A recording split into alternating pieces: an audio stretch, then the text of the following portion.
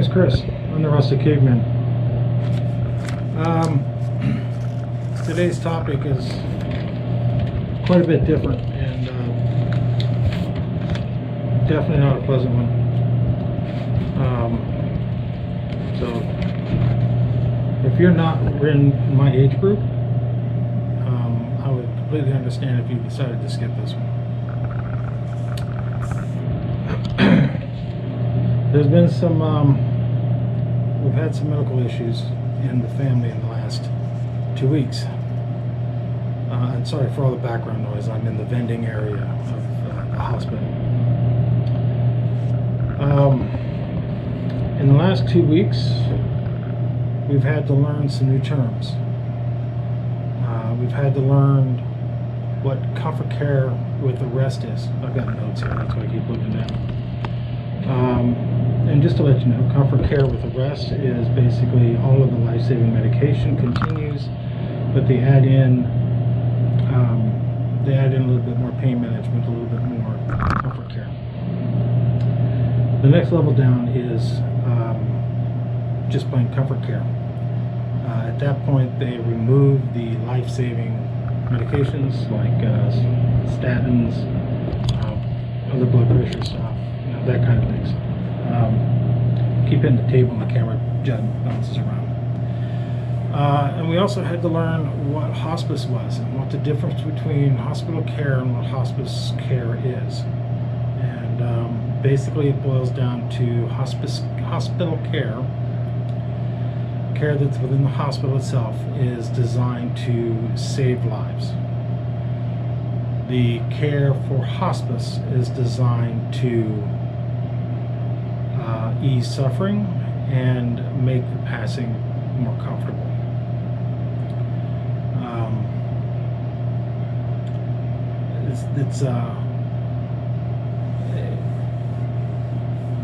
You have to wrap your head around those terms, especially in this particular situation.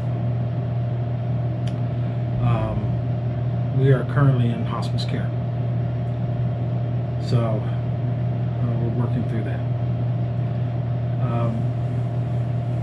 The only reason I'm doing this video is because there was a lot of things that I thought I knew. I'm 54, 55. Got asked my wife how old I am. I think I'm 54. My parents are aging. They've been aging for a while, obviously. But we've had some acute issues suddenly pop up. And now at my age, we have to deal with that. This is a family affair. My sisters and I are doing what we can. There has been we've divvied out some of the duties on who takes care of what, who takes care of like dealing with the funeral homes. That was me. Who takes care of keeping track of what's going on within the hospital. That was one of my sisters.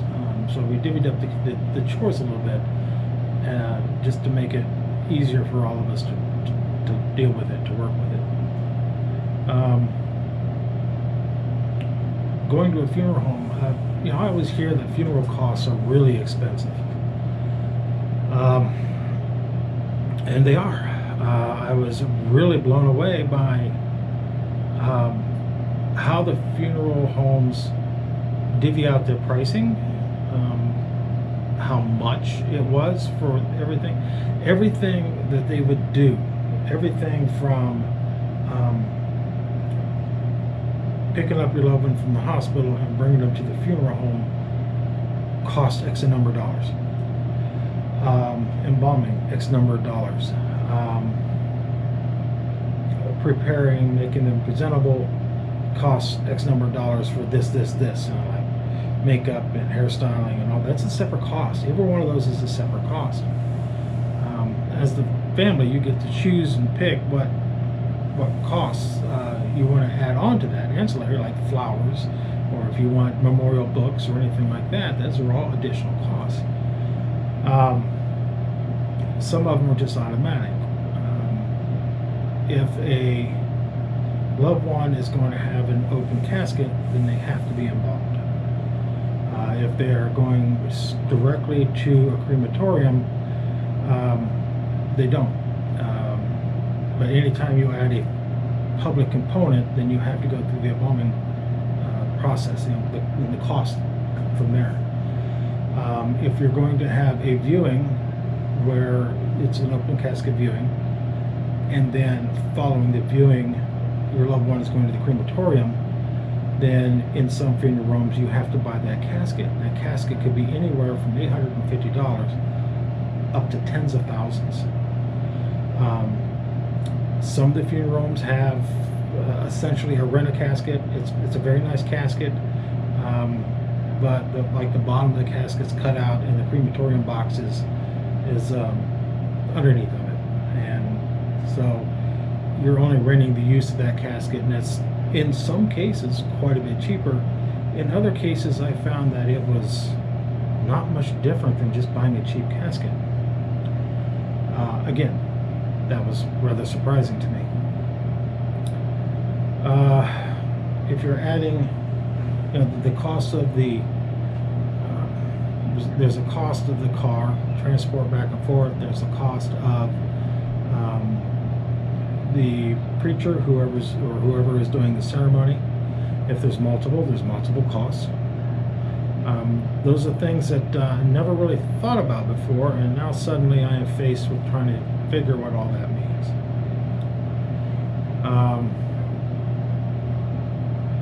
And we're doing it ahead of time. I mean, we're still on hospice, but we're in hospice, so you know that it's coming.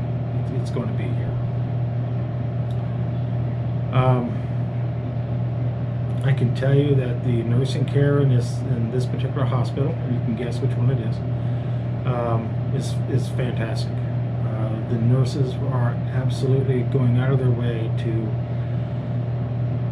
provide comfort for the family, to do the best they can for our loved one, and it's absolutely phenomenal what they've done, and how they've done it, and how they approach it, and how they communicate with us. The nurse has called me 3 times a day at home and let me know what the progress is. From all the horror stories that I've heard, it's something I've never expected, and I am so grateful for. Anyway,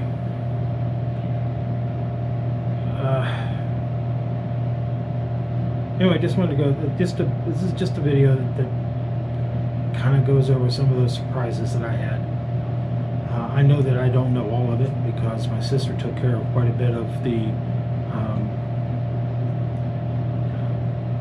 She took care of the clinical and the all the stuff that deals with the human side of it.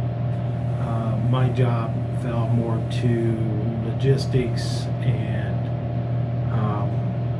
infrastructure management, transportation, that kind of stuff.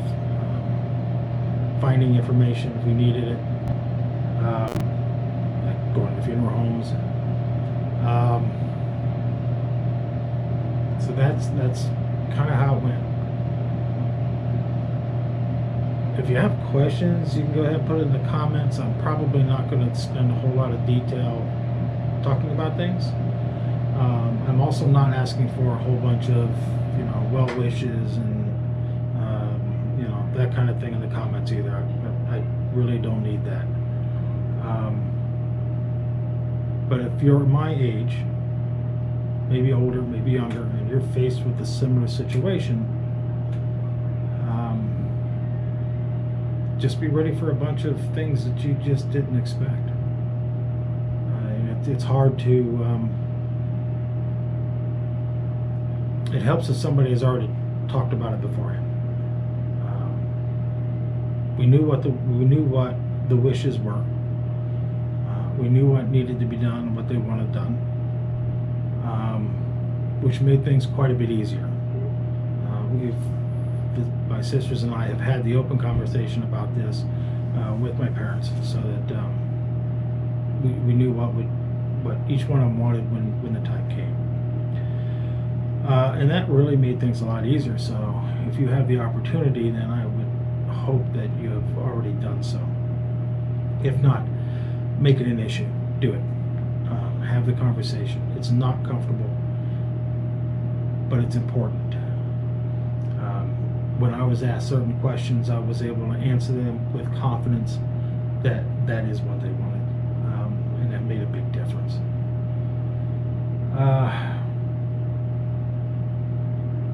And I guess that's it. I mean,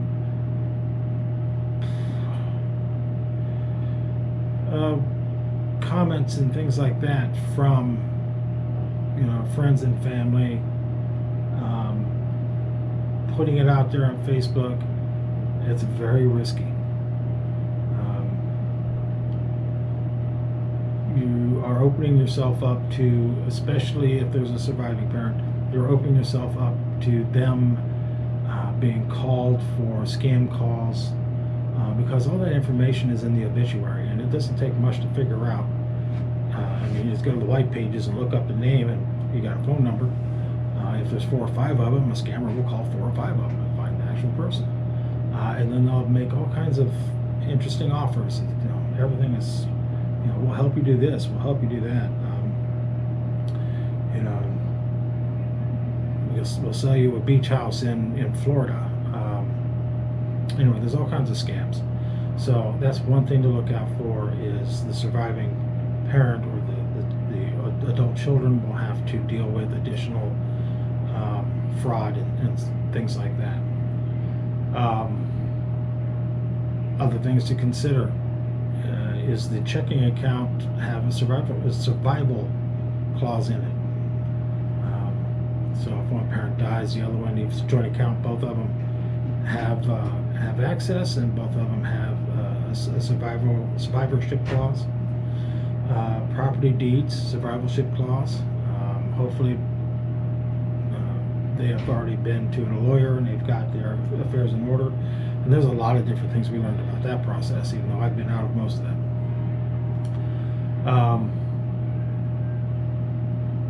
For me, there's the little things that choke me up.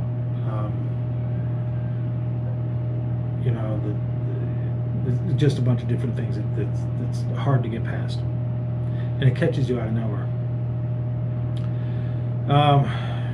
I guess that's really what I wanted to talk about. Some of the pitfalls we ran into, some of the things that that I was surprised to learn. My sisters were dealing with some other stuff that they were surprised to learn. Have the open conversation. Know what they want. You can even do some of this stuff in advance, if they so choose. But anyway, take your time. Oh, back to the Facebook thing. Everybody's going to wish you well wishes. You'll have, some people get a little bit more nosy about, information. They want information. They want to know more about. They want, this or that.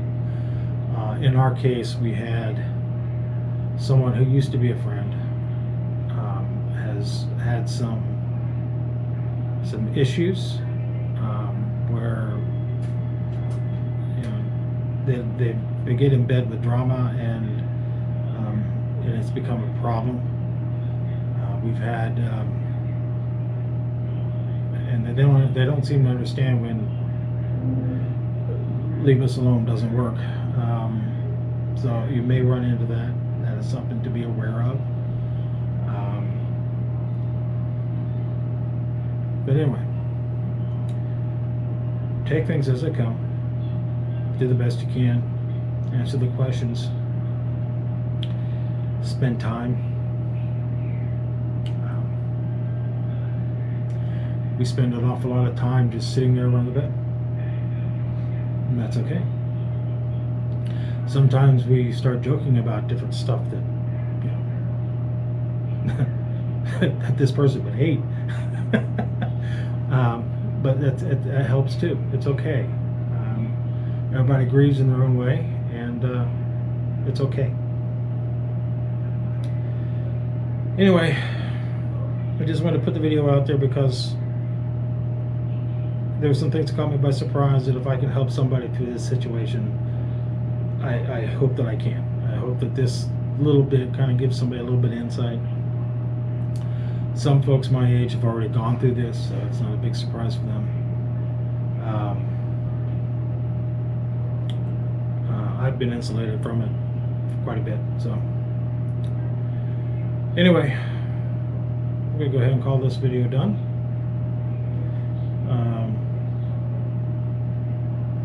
And that's it. My name's Chris. I'm the Rusty Caveman. Give your loved ones a hug tonight.